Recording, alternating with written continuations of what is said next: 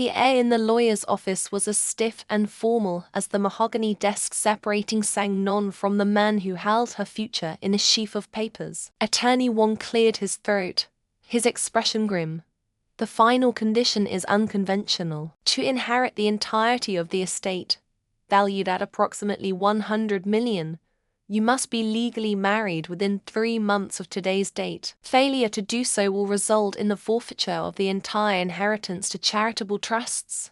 The words hung in the air, thick and suffocating. Sang-non's mind, which had been struggling to process the existence of a grandfather she never knew, let alone his staggering wealth, went completely blank. 100 million, 3 months. Marriage. The concepts crashed into each other like a multi-car pile-up. Married, she echoed, her voice a faint squeak. A nervous laugh escaped her lips. Attorney Wong, I don't even have a boyfriend. I barely have time to water my plants. The immense, absurd pressure of it all settled on her shoulders, a crushing weight. She was an orphan, an ordinary graphic designer who worked overtime to make rent. This wasn't a fairy tale. It was a cosmic joke with a cruel punchline. Attorney Wong seemed to anticipate her panic. He leaned forward, his voice dropping to a conspiratorial tone. The benefactor foresaw this potential difficulty. He slid a black debit card across the polished desk. This account contains 5 million. It is yours to use, unconditionally, to facilitate your search. Consider it a preliminary disbursement to expedite the process. Later that evening, the debit card lay on her small, cluttered coffee table like an alien artifact. Sang-non paced the length of her tiny apartment, the lawyer's words still ringing in her ears. Marry a stranger for money. It was the plot of a trashy novel, not her life. The doorbell rang, a sharp, intrusive sound that made her jump. Standing in her doorway was a man with a disarmingly cheerful smile. He was handsome in an unassuming way, dressed in a simple, clean shirt and trousers, holding a document folder. Sang-non, he asked, his eyes crinkling kindly. I'm Jian. I believe we have an appointment. She stared at him. Bewildered, she had no appointment. Yet, he stepped inside as if invited. Placing the folder on her table next to the black card, he opened it to reveal 2 freshly printed marriage certificates, her name already typed neatly on one. His eagerness was unsettling. I know this is sudden, Jian began, his tone sincere. But I can promise you, I will take care of you. We can build a good life. I can take care of myself, Sang-non said, her voice sharper than she intended. The whiplash of the day had frayed her nerves raw. I have a job. I have a life, of course, he agreed easily, not a flicker of offense on his face. He pushed one of the red booklets towards her. Then you should keep this, for safekeeping, a sign of trust. He smiled again, a warm, steadying smile that did little to calm the chaos in her mind.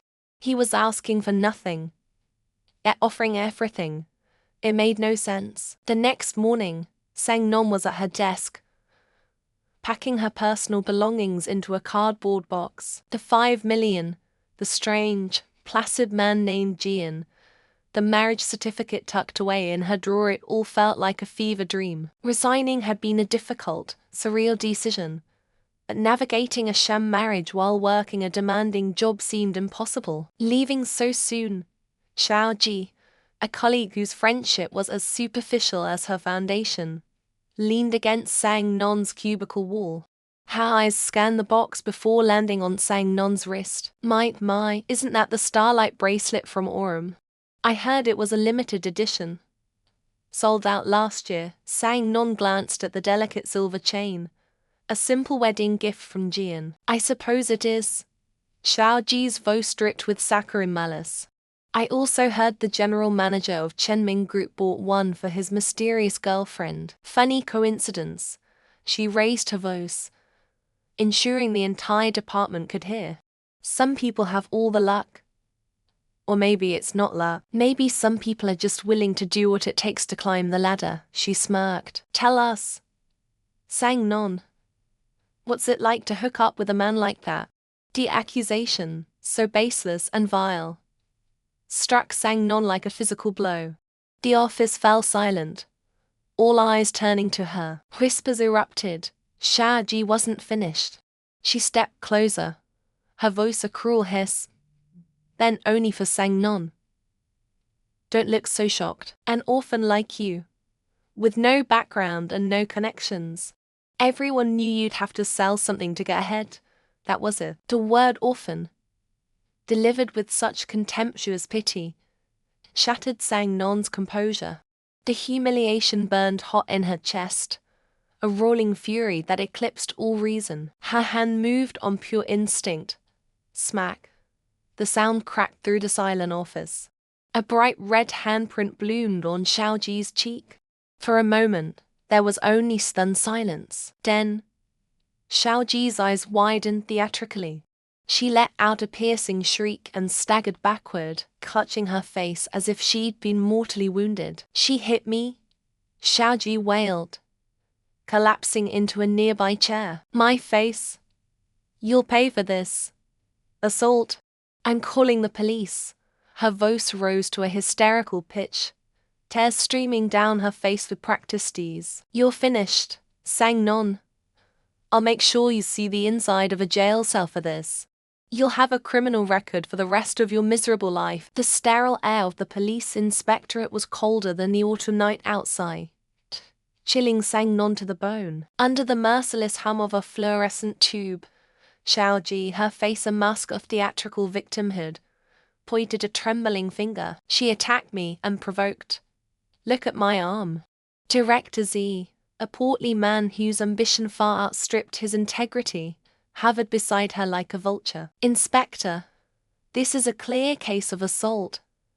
Miss Sang has a history of unprofessional conduct. We are pressing full charges. She cannot be allowed to tarnish our company's reputation with such violence. Sang Non sat on a hard plastic chair, a throbbing ache blooming on her cheek where Xiaoji's ring had connected. She felt the familiar wave of exhaustion, the kind that came from fighting battles she was destined to lose. But beneath it, a different feeling simmered her heart, defiant anger. She met the inspector's tired gaze, her own clear and steady. She stole my design, Sang Non said, her voice quiet but ringing with conviction in the small, tense room. This isn't the first time. The Luminous Echo project she won an award for last year. The core concept was lifted directly from a private draft I showed her. This fight started because I found my finalized Starlight River proposal in her bag, ready to be presented as her own. She looked directly at Xiaoji, whose performance faltered for a split second. This isn't about a fight. It's about a long history of professional theft. Director Z scoffed. Baseless accusations from a disgruntled employee. Inspector, do we really have to listen to this? Before the inspector could reply, the door to the room swung open with a quiet, authoritative click. A man stepped inside, his presence instantly commanding the space. He was tall and lean, dressed in a bespoke charcoal suit that looked more expensive than the inspectorate's entire annual budget. His expression was a cool, impenetrable mask. I believe there has been a misunderstanding, the man said, his voice calm and dangerously smooth. He offered a crisp business card to the inspector, who took it with a baffled expression. My name is Jiang Minjun. I am the chief assistant to the executive director of Chenming Group. The name Chenming Group hung in the air, a silent bomb that detonated the room's power dynamic. Director Zhao's jaw went slack. Xiaoji's manufactured tears dried instantly. The inspector straightened in his chair, his demeanor shifting from weary indifference to sharp attention. Assistant Zhang's gaze swept over the scene, finally landing on Sang Non. For a moment, his placid expression flickered with something she couldn't read, a hint of assessment, perhaps even concern, before it vanished. He turned back to the inspector. Chenming Group takes matters involving its prospective talent very seriously. Ms. Sang Non is a candidate for a senior position with us. These frivolous allegations are a waste of your time and an insult to ours. He didn't raise his voice, but his words were like steel. He gestured dismissively towards Xiao Ji. This complaint is withdrawn. Immediately. Director Z sputtered. But she assaulted my employee.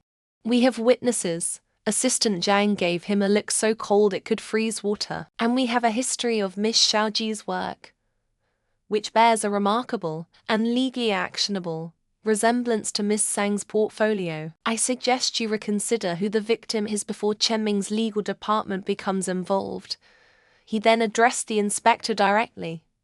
Please release Miss Sang. We will handle this internally. It wasn't a request. It was a command. The inspector, glancing from the powerful assistant to the now cowering director, nodded quickly. Of course, Mr. Zhang. Ms. Sang, you are free to go. Sang Non stood on shaky legs, her mind reeling. Chenming Group, Prince. The title sounded absurd, like something from a historical drama. Who was this person? This powerful benefactor who had swept in and vaporized her problems. A dizzying mix of gratitude and confusion churned within her. As she was escorted out, she glanced back. Assistant Zhang was speaking quietly to the inspector, his final words drifting down the hall.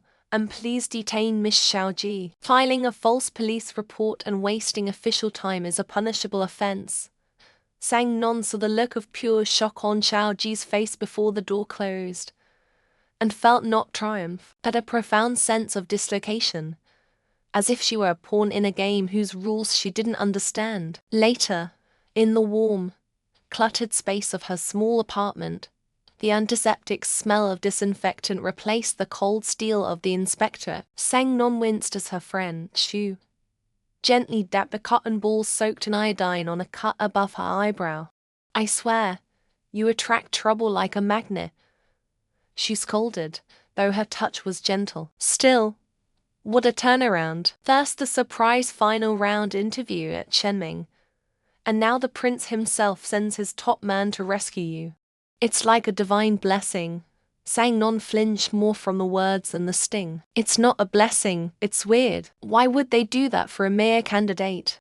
From the small kitchenette, Ji and her quiet, unassuming husband emerged with a glass of warm water, placing it in her hand. He hadn't said much since she'd arrived home. His presence a silent, steady anchor, but his eyes, dark and unreadable, hadn't left her, tracing the new bruises on her face with a flicker of something she couldn't name. She watched him, her expression sharp and observant. She capped the antiseptic bottle with a thoughtful click. Jian, she said, her tone light but pointed, you and Non got married so fast. And right when all these things started happening for her. Tell me, were you planning for a long time to enter her life like this? The question hung in the air, charged with unspoken suspicion. Sang Non's breath caught in her throat. She looked at Jian, truly looked at him, and saw the man she'd married in a desperate hurry. The man who worked odd hours at the logistics company, who was gentle and kind but offered almost nothing about his past. Jian met Shu's gaze, a slow, enigmatic smile touching his lips.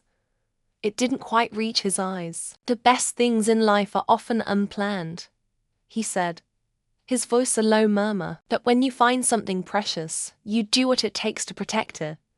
His answer was a perfect non-answer, a beautifully polished stone of evasion. He was looking at Sang Non when he said the last part, and her heart did a strange, complicated flip. It was a declaration, but it was also deflection. As Shu gathered her things to leave, Sang Non sat nursing the warm glass, the pain in her cheek a dull throb. The day's events played back in her mind.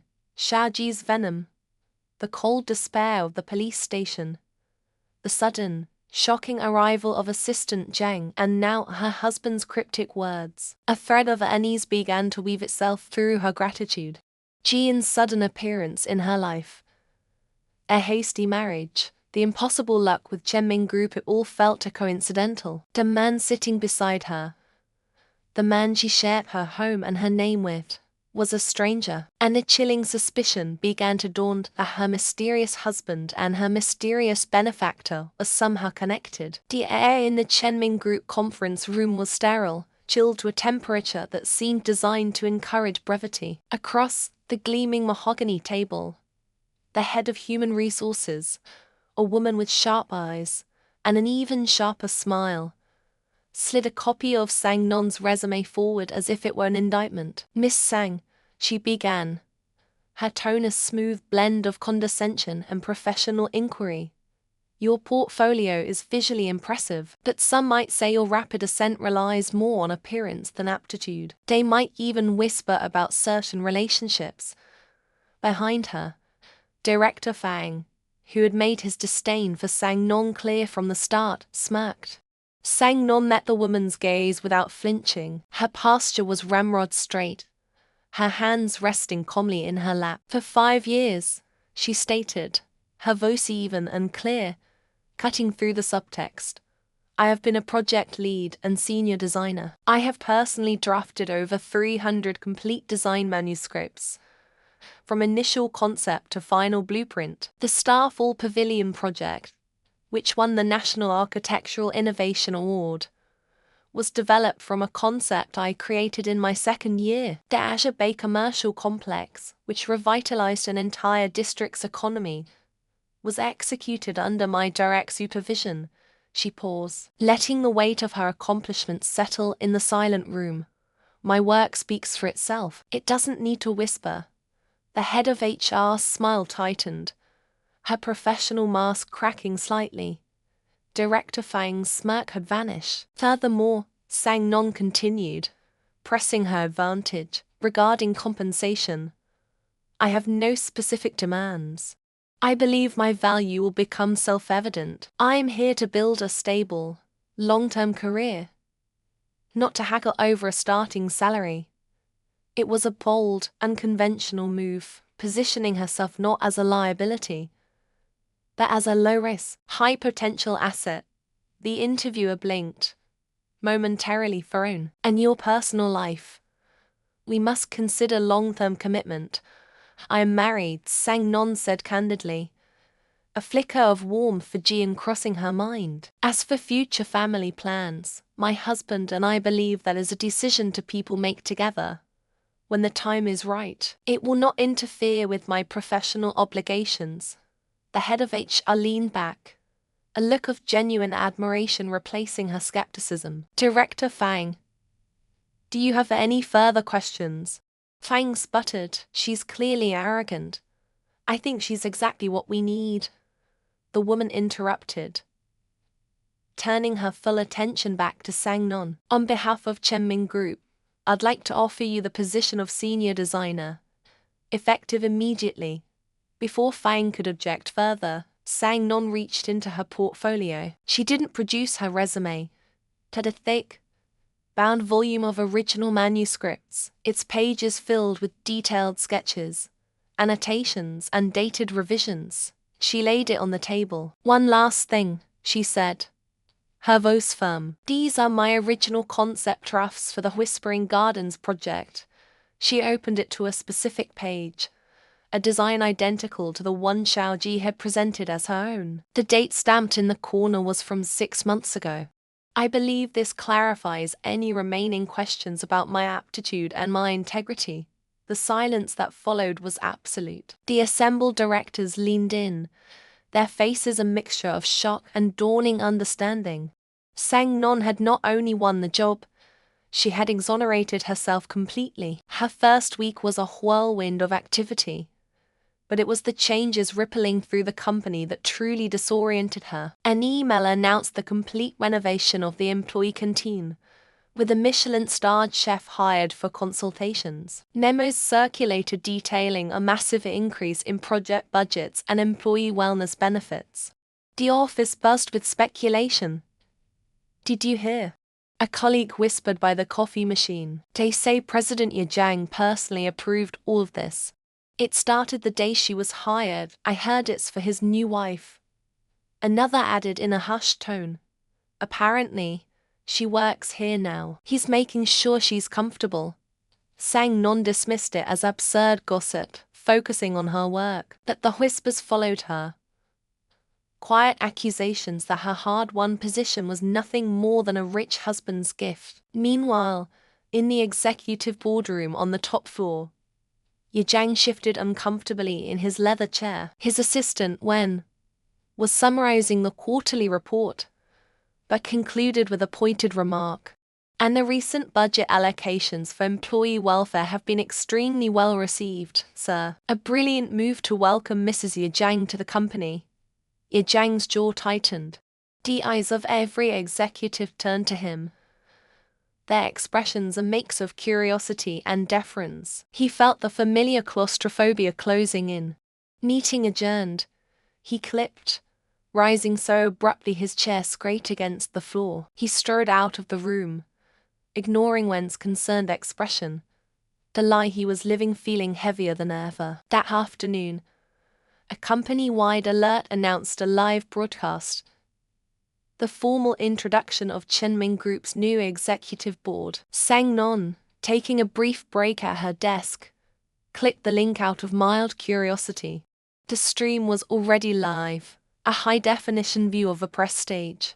A charismatic host was building the suspense. And now, the man who has quietly guided Chenming to its most profitable year on record. A leader known for his vision and his fiercely private nature. Please welcome the president and CEO of Chenming Group, Mr. Ye Jiang. The camera panned to the man walking onto the stage. He was dressed in a tailored suit that fit him perfectly, his expression composed and authoritative.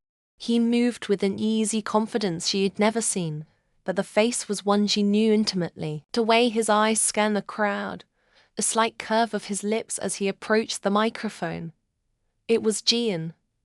Her Jian. The quiet, gentle man who fixed leaky faucets and claimed to work a simple logistics job. The man she had married in a humble civil affairs office. The world around Sang Non dissolved into a silent, roaring tunnel. The cheerful office chatter faded. The screen in front of her seemed to magnify, every pixel a testament to an unimaginable deception. This was not Jian. This was Ye Jiang, a corporate titan, a man of immense power and wealth, a complete stranger who had been sleeping in her bed. A wave of cold shock washed over her, so profound it left her breathless. It was immediately followed by the searing heat of betrayal. Every shared moment, every simple truth she had cherished, was a lie. Her hard-won job, the whispers in the office, it all clicked into place with sickening clarity. He hadn't just hidden his identity. He had allowed her to walk into his company, to fight for a position under his watch, making a mockery of her struggle and her principles. That evening, when he walked through the door of their small apartment, smiling his familiar, gentle smile, she felt nothing but ice in her veins. He saw the look on her face and his own smile faltered. Sang Non. What's wrong? She stood perfectly still, her hands clenched at her sides. Her voice, when it came, was strained and brittle, devoid of all its earlier warmth. We need to talk, Ye Jiang, she said, using the name that felt like poison on her tongue. I want a divorce. The morning light slicing through the towering glass walls of the Chenming Group lobby felt sterile, almost hostile. It did nothing to warm the Arctic chill between Sang Non and the man standing a few feet away from her. Ye Jiang, looking every bit the part of the powerful figure she now knew him to be, took a hesitant step forward, his expensive suit doing nothing to conceal the raw desperation in his eyes. The usual hum of employees rushing to their desks seemed to fade into a dull roar around them. Sang Non, please, he began, his voice low and urgent. She didn't turn to face him fully, her gaze fixed on the digital display board announcing the day's corporate platitudes. It's Mr. Y, isn't it? Or Jian, I'm not sure which name to use for the man who hired me under false pretenses. The words were clipped, each one a perfectly formed icicle. She kept her posture ramrod straight, a silent armor against the regret swimming in his gaze. They are both my names, he said, his voice strained. None of it was a lie, just an omission. I needed to know you, the real you, without the weight of my identity. A bitter, humorless laugh almost escaped her lips. The real me, you mean the woman you observed? The project you undertook? She finally turned, her eyes flashing with a pain so deep it looked like anger. I'm grateful for your help. You saved my grandfather and gave me a chance here. I'll always acknowledge that kindness. But kindness isn't a foundation for trust. A relationship built on a calculated deception isn't a relationship at all. It's a transaction. It was never a transaction. He implored, his face etched with a pained sincerity that tugged at something she refused to feel. Let me explain. Everything I did. He was cut off by a sudden, collective gasp that rippled through the open plan office. Heads snapped up from monitors. The quiet hum of the morning erupted into a cacophony of frantic whispers. Phones buzzed in unison, a synchronized alert that signaled something was deeply wrong. Sang-non's own phone lit up with a notification, the subject line of a company-wide email stark and vicious. The truth about Sang-non, her heart plummeted into her stomach. With trembling fingers, she opened the email. A collage of photos stared back at her crudely doctored images, placing her in compromising situations with faceless men, accompanied by a pose and pen narrative detailing a sordid, fabricated history. It painted her as a manipulative gold digger who had schemed her way into the company, a fraud who had plagiarized her way to the top. The humiliation was a physical blow, a hot wave that washed over her skin and left her feeling stripped bare in front of hundreds of her colleagues. Their furtive glances felt like tiny needles, but beneath the shame, a cold, hard fury began to crystallize. This was the personal, the targeted. It wasn't just about the design project anymore. This was an attempt to annihilate her, and she knew exactly who had the motive. Shut it down, Sang-non said, a voice cutting through the noise with chilling authority. She spun on her heel and marched toward the IT department, her phone already pressed to her ear. This is Sang-non. Shut down the entire internal email server.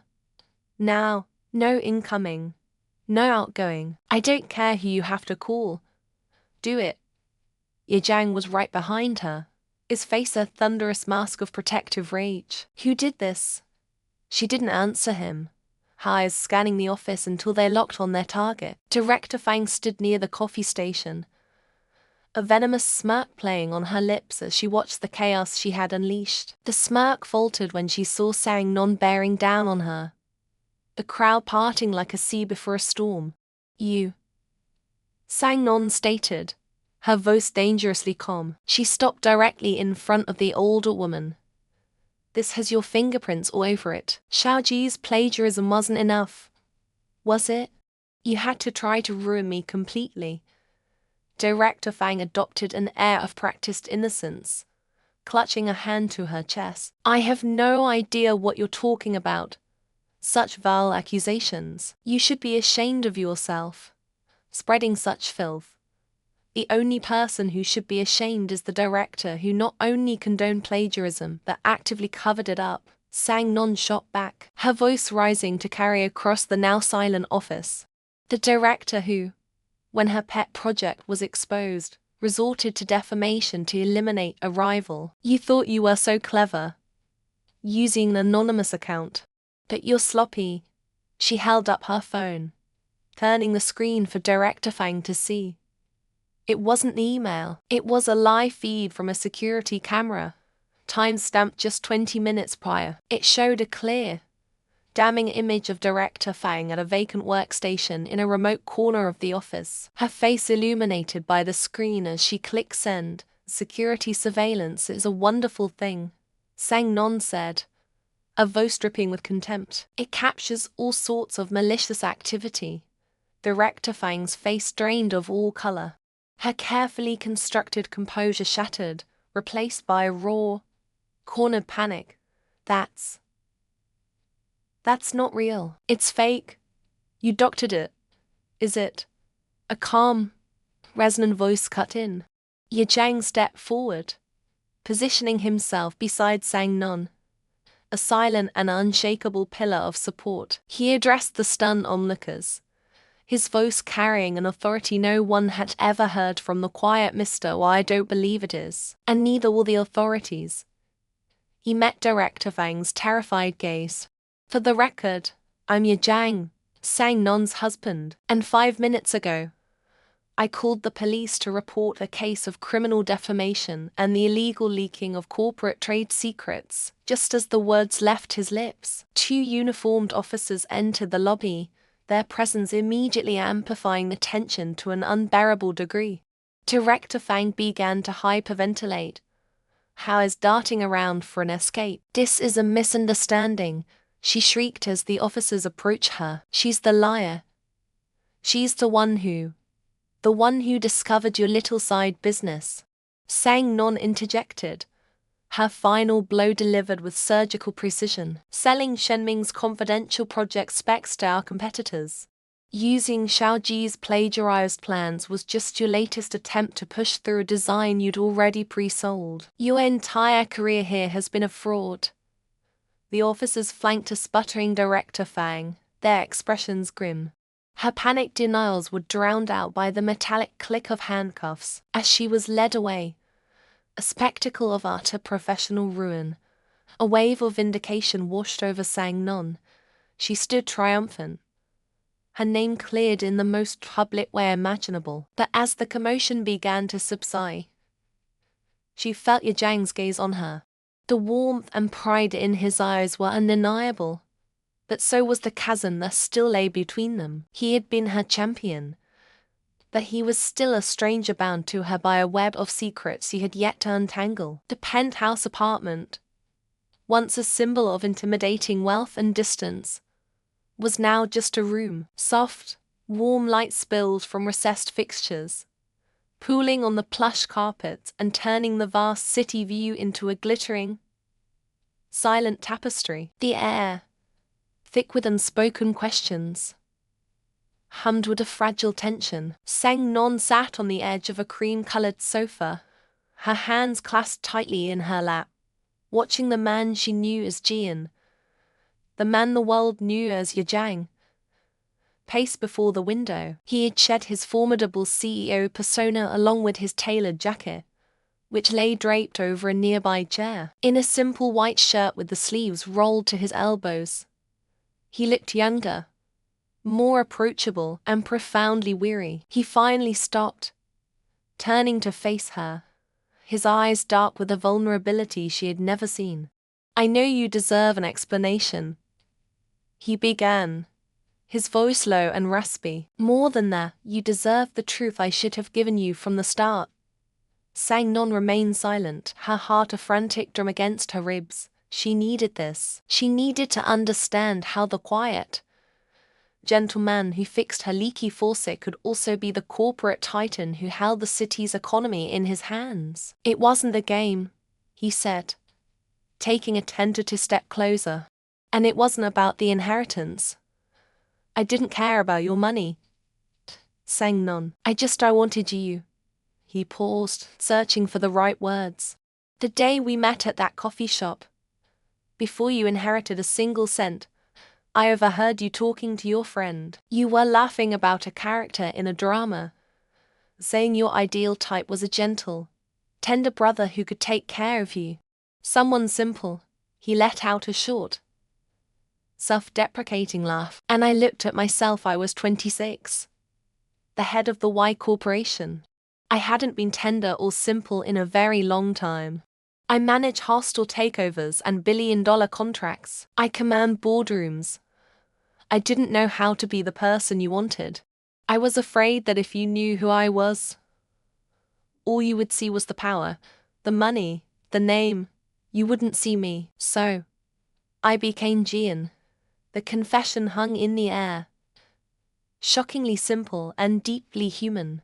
It wasn't a grand corporate scheme. It was the insecurity of a man afraid of being rejected for who he was. But there's more, he continued, his gaze drifting to a distant point beyond the window, into the past.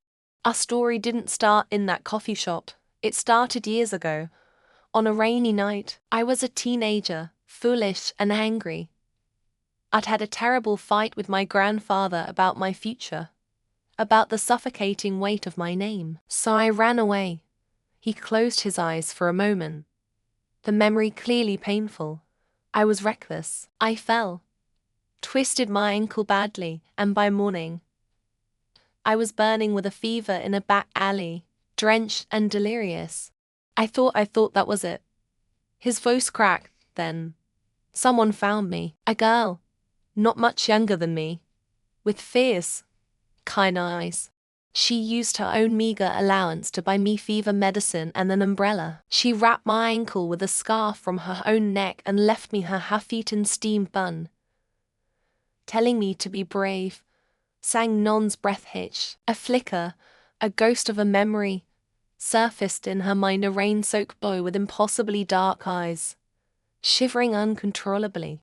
Ye Chang looked at her then, his eyes pleading for her to remember. You didn't know who I was. You didn't ask, you just helped. Before you left, I tried to,